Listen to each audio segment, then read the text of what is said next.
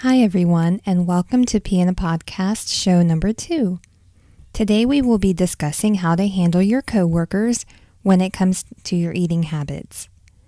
Many of us experience anxiety and dread whenever we are asked to attend a luncheon with our coworkers, or we hear that everyone else is planning a carry-in.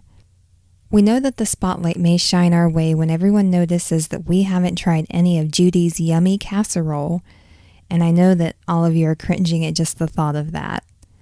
But before we get started on that discussion, I'd like to mention a couple of notable items that have been in the media about picky eaters lately.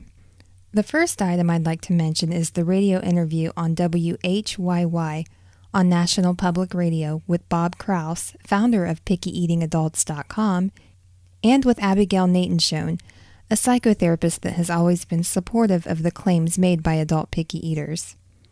The interview lasts about an hour, and it features the radio host Marty Moss Cohen talking with Abby and Bob, and later they take phone calls from listeners, which is interesting because one of the calls is from, I believe, a chef in New York City that made the popular statement that the reason most of us don't like food is because we haven't had anyone prepare it correctly for us.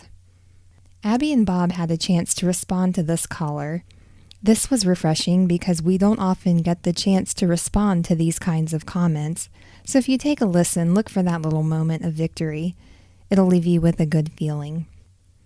The second notable item I wanted to mention was that Duke University finally released a report based on the feedback they received from their FAD registry and survey that they originally posted all the way back in 2010 on their website. You can find a link to the report on the Pea in a Podcast homepage on the right-hand side under Blog Roll, and I encourage you to check it out.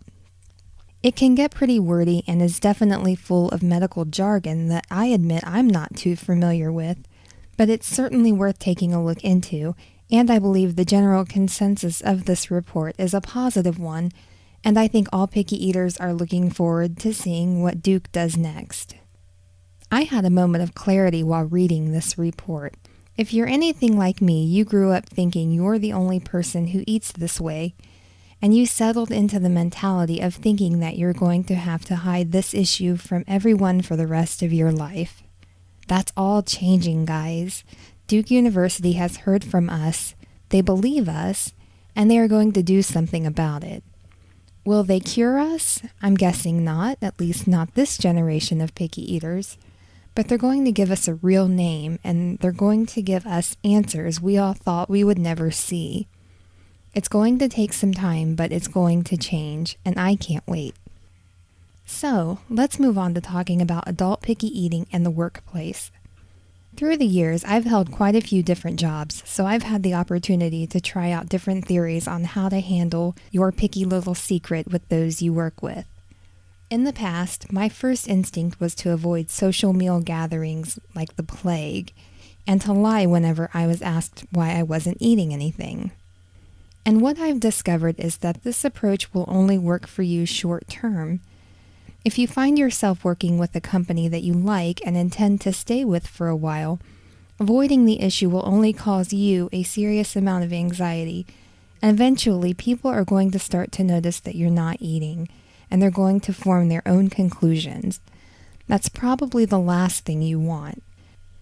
Very, very, very few people know about avoidant restrictive food intake disorder, so one of the conclusions that they'll draw will not be that.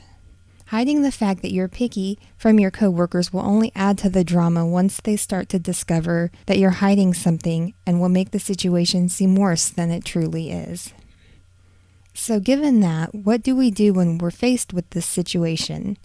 Well, as I've said before, I've had the opportunity to test the waters a few times in the past. I've hidden it, I've tried to lightly approach it, and I've tried to just go out in full force and drop the bomb on everyone during my first day on the job. Surprisingly enough, telling everyone on the first day has produced the best results by far. My most recent job was working as a bank teller at a local bank. My supervisor was taking me around and showing me the branch, and the subject of potlucks came up. Like most offices, the branch had a carry-in whenever it was someone's birthday.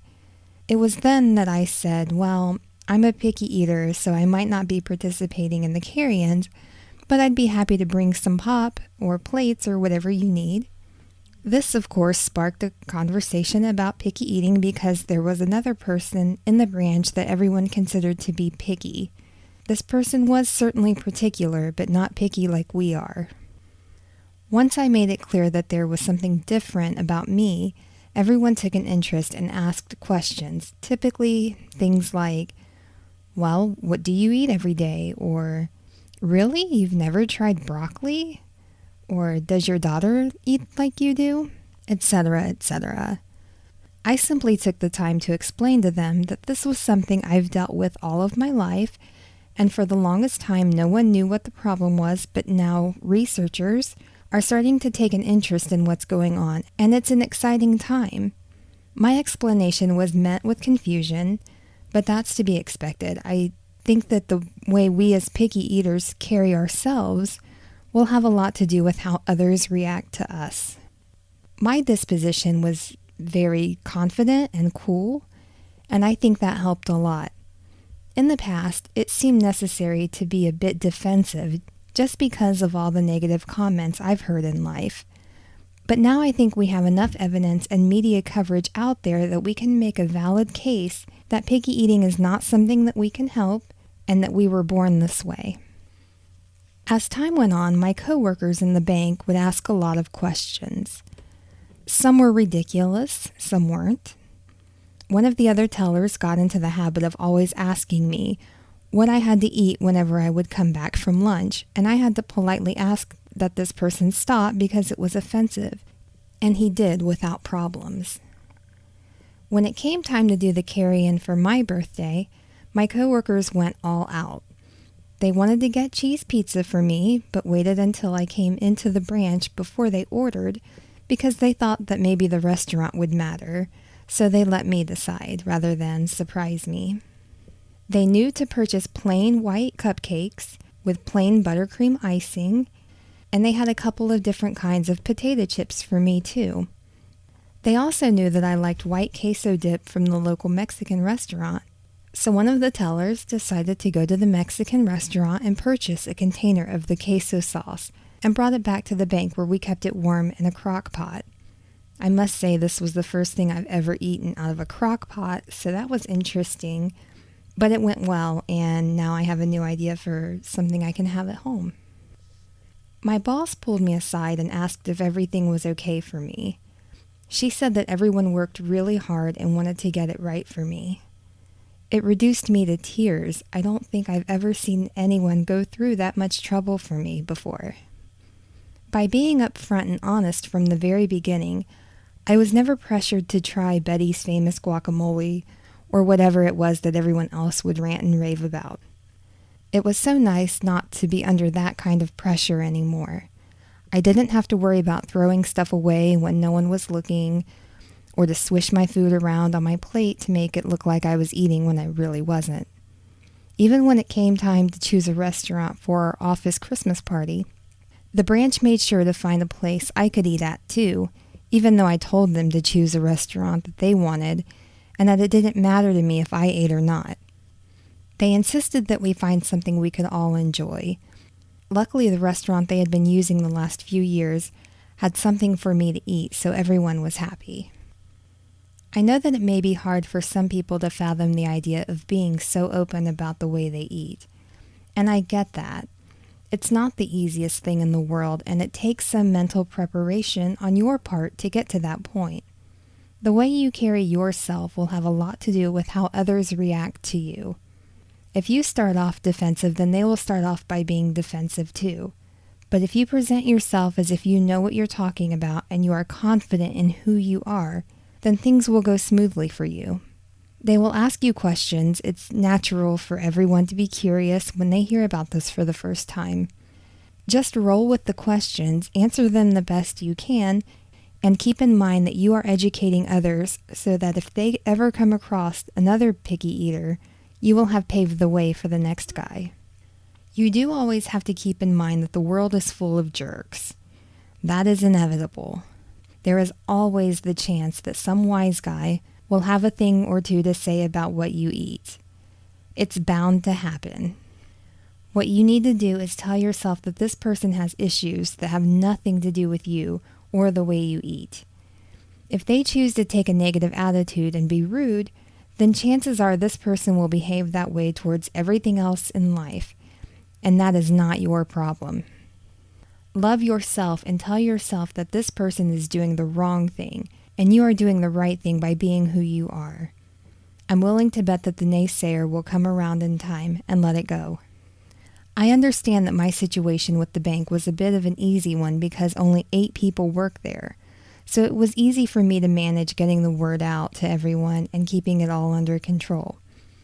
If you work for a large company and are made to interact with many different people, then just do what you can with what you have to work with. Tailor my experience to make it fit your scenario.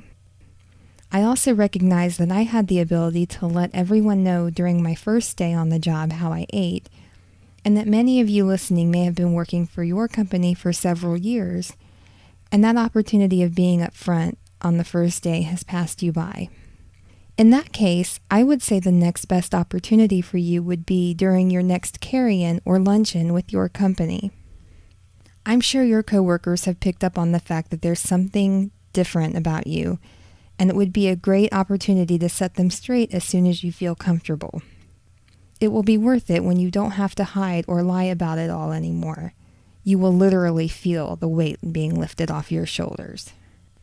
And lastly, for my P friends whose jobs require them to undergo psychiatric evaluations, like the military or the airline industry, etc., and you're afraid that coming out and talking about your eating habits may cost you your job, I would say that you're probably correct in keeping your eating habits under wraps for now.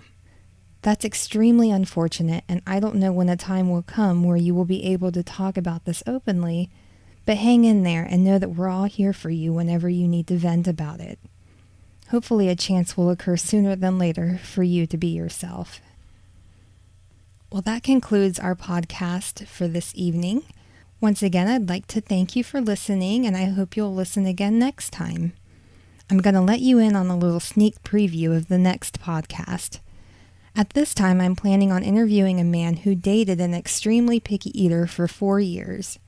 His reaction to her EPE was the kind that we all fear and dread, but now that has all turned around and he is a true friend and advocate of adult picky eaters. He's going to walk us through what goes through the mind of a normal eater when being told for the first time that his date is picky, and maybe even have some advice on how we as Ps can approach normal eaters when we go out on that first date. I'm in the process of setting up the technology for this interview, so look for that in our next edition of P in a Podcast. Take care, everyone.